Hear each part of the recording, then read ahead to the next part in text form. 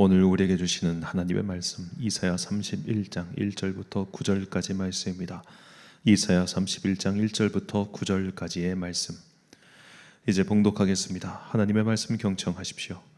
도움을 청하러 이집트로 내려가는 자들에게 재앙이 닥칠 것이다. 그들은 군마를 의지하고 많은 병거를 믿고 기마병의 막강한 힘을 믿으면서 이스라엘의 거룩하신 분은 바라보지도 않고 주님께 구하지도 않는다. 그러나 주님께서는 지혜로우셔서 재앙을 내리실 것이다. 이미 하신 말씀은 취소하지 않으신다. 주님께서 일어나셔서 악을 일삼는 자의 집을 치시며 악한 일을 돕는 자를 치실 것이다.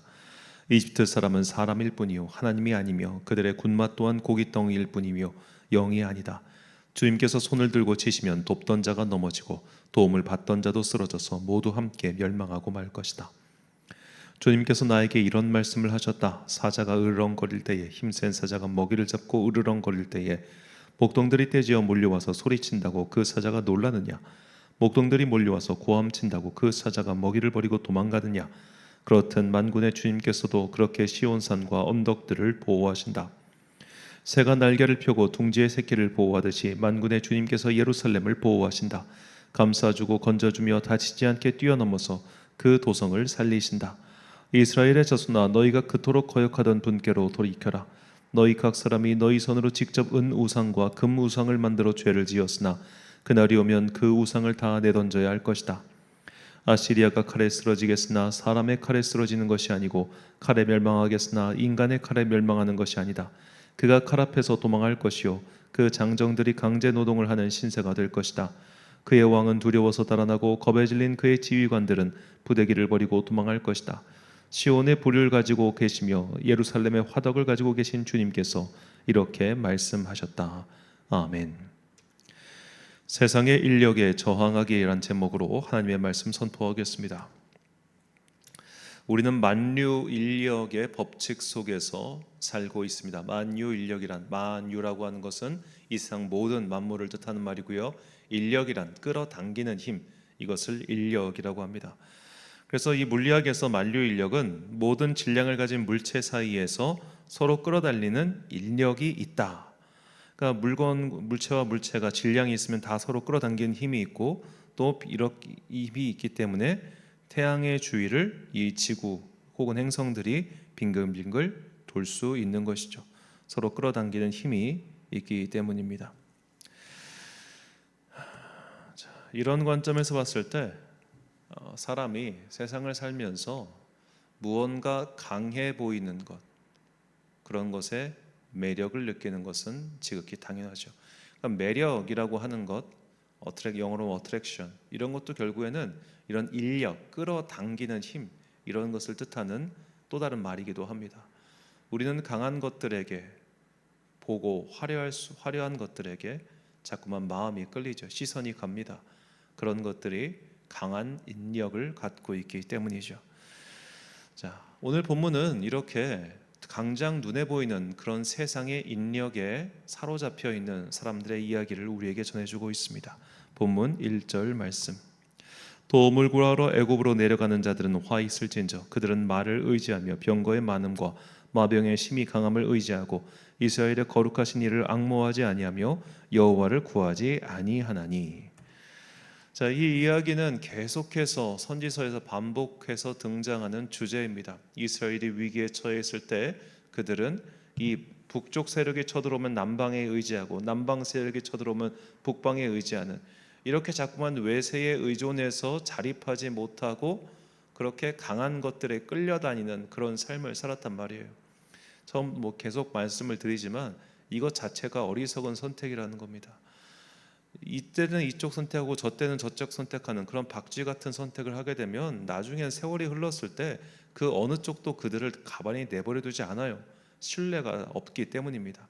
차라리 꾸준하게 한쪽을 택해가지고 그 한쪽의 편에 서다가 망한다면 모를까, 내가 살기 위해서 여기도 붙었다 저기도 붙었다 하는 거를 둘 중 누가 과연 용인할 수 있겠습니까? 그러니까 이거는 이성적으로 생각해도 좋지 않은 방식이었어요. 그런데 이스라엘 민족은 항상 이런 식으로 행동을 했습니다. 그들은 당장 눈에 보이는 강한 힘에 끌렸던 것이죠. 저 힘을 의지하면 우리가 살 수 있겠지.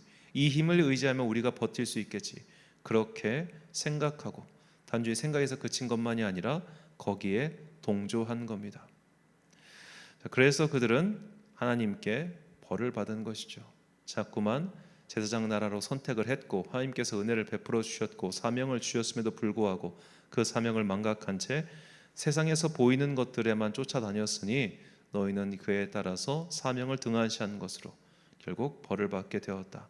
이것이 선지자들이 반복해서 우리에게 하는 이야기입니다. 우리는 이 반복하는 이야기 속에서 우리 동시에 우리의 반복하는 실태를 봐야 합니다. 이 사람들이 세상 천지의 어리석은 사람들이어 가지고 이런 똑같은 실수를 반복한 게 아니에요. 인간이 다 그렇다는 겁니다. 부목사뿐만 이렇게 목회자로 생활하다 보면 교회 내에 유력한 사람이 어떤 사람인가를 금방 알 수 있습니다. 모르기가 힘듭니다. 자, 그러면 자연스럽게 마음속에 그런 사람들을 어려워하거나 혹은 존대하는 그런 자세가 생겨나는 경우가 많아요. 그 정도 눈치 없으면 사실 이거 그만해야 되고. 자, 그것이 비단 목사를 이제 부목사로서 담임 목사를 섬기는 그런 일에도 다 영향을 미칩니다. 그러니까 우리는 연약한 존재이기 때문에 자연스럽게 강한 존재에게 끌어당김을 당해요. 그때 우리가 의도적으로 그런 것을 물리치거나 거리두기를 하지 않으면 아부꾼이 되는 겁니다. 그리고 또 그걸 너무 과하게 해가지고 이제 무례한 자들이 되기도 하는데 그건 이제 현명하지 못한 방법이고 거리두기를 잘 해야 돼요. 아, 저 사람이 권력이 있는 사람이구나. 저런 사람들에게 내가 끌림 당하기가 쉽겠구나. 그래서 내가 조심해야지. 그러니까 의도적으로 그들을 또 강하게 내치는 사람도 있어요. 그것도 사실은 끌림 당하고 있기 때문에 그렇게 하는 겁니다. 그것도 부자연스러워요. 어리석은 겁니다. 자연스럽게 예의를 지켜가면서 내가 그 사람을 온전히 성도로서 대할 수 있는 거리두기를 할 줄 알아야 된다는 겁니다. 그 선을 넘어가 버리는 순간 이제 안타깝지만 우리가 그런 경우 정말 많이 보는데 특히 이제 돈이 있는 성도님 혹은 권력 있는 성도님과 너무 밀접하게 되면 결국엔 나중에 둘 다 깨져버려요. 왜냐하면 내가 어려울 때 하나님께 기도하기보다는 그 사람에게 의지하고 싶은 마음이 정말 많이 들거든요. 그때 그 관계는 깨지는 겁니다. 그래서 거리두기를 잘해야 되신 거죠. 인력에게 삼키지 않기 위해서. 그러나 우리가 이런 것들을 머리로는 알고 있음에도 불구하고 자꾸만 그런 것들에 끌림 당하는 이유가 뭘까요? 하나님의 보호하심, 하나님의 함께하심은 우리 눈에 보이지 않기 때문입니다. 우리는 많은 정보를 눈으로 취득합니다. 그런데 하나님의 권능, 하나님의 일하심은 눈에 보이지 않습니다. 이것은 우리가 오랫동안 묵상하고 돌이켜야만 깨달을 수 있는 겁니다. 자, 그래서 오늘 본문에서는 이 하나님의 보호하심을 비유할 때 어미새가 새끼를 보호하는 것에 비유해서 이렇게 설명을 해요. 본문 5절 말씀. 새가 날개치며 그 새끼를 보호함 같이 나 만군의 여호와가 예루살렘을 보호할 것이라. 그것을 호위하며 검지며 뛰어넘어 구원하리라 하셨느니라. 아멘. 자, 예전에는 그래 어미새가 새끼를 보호하는 것 이거에 대해서 별 생각이 없이 넘어갔는데 최근에 이런 다큐를 봤습니다. 어미새가 잠시 둥지를 비웠을 때 그들의 천적이 와가지고 새끼들을 잡아먹은 거예요. 그래가지고 어미새가 돌아와서 슬피 울다가 결국에는 그 새끼새를 잡아먹은 그 까마귀였는데 까마귀를 이게 복수하는 그런 내용이었는데 자, 어미새가 둥지를 떠났어요. 왜 떠났습니까? 먹이를 구하러 떠난 겁니다. 그럼 이 새끼새들 혹은 알들은 그 순간은 무방비한 상태가 되잖아요. 그때 새끼새들이 만약에 엄마가 먹이를 찾으러 떠났어요. 그런데 적은 오고 있는 것 같아. 그때 뭘 의지하겠어요? 당장 눈에 보이는 강력한 것을 찾으려고 하지 않겠습니까? 우리의 신세가 이렇다는 거예요. 하나님께서 분명히 우리를 멀리 떠난 것도 아니고 버리신 것도 아니에요. 사실은 가까운 데서 지켜보고 계세요. 그런데 우리 눈에 안 보인단 말이에요. 그러니까 당장 지금 내가 쓸 수 있는 가용 자원, 당장 내가 쓸 수 있는 가용 자산, 당장 내가 만날 수 있는 사람, 이런 것들에 우리의 마음이 계속해서 끌릴 수밖에 없다는 겁니다. 자, 이것은 만류 인력의 법칙처럼 내가 가만히 있으면 정말 여기에 쑥 끌려가요. 그래서 의도적으로 우리는 우리의 시선을 하나님께로 돌리는 매일매일의 훈련이 필요합니다. 이것이 세상의 끌어당김에 저항하는 우리의 믿음의 힘이죠. 세상의 끌어당김을 다른 말로는 유혹이라고 합니다. 이런 유혹들은 참 다양한 모습으로 우리를 끌어당기고 있습니다. 대체적으로 많은 사람이 가는 길, 많은 사람이 선택한 그 길이 세상의 유혹거리들이죠. 그러나 그것들을 우리가 잘 분별하기가 정말 어려워요. 우리는 세상 속에서 함께 살아가고 있는 존재들이기 때문입니다.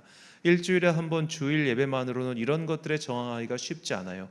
그래서 구별된 삶을 살고자 하는 사람들, 그런 사람들이 어렵게 새벽 제단을 지키고 이른 아침부터 하나님의 말씀을 묵상하고 기도하며 분별된 삶을 살기 위해 고군분투하는 겁니다. 우리가 이렇게 세상의 인력, 세상에 끌어당긴 힘에 저항하기 위한 이 고군분투하는 믿음의 여정이 바로 그리스도의 장성한 분량에 이르는 믿음의 선한 길이죠. 그래서 사도 바울은 우리에게 이렇게 고백합니다. 에베소서 4장 13절과 14절 말씀.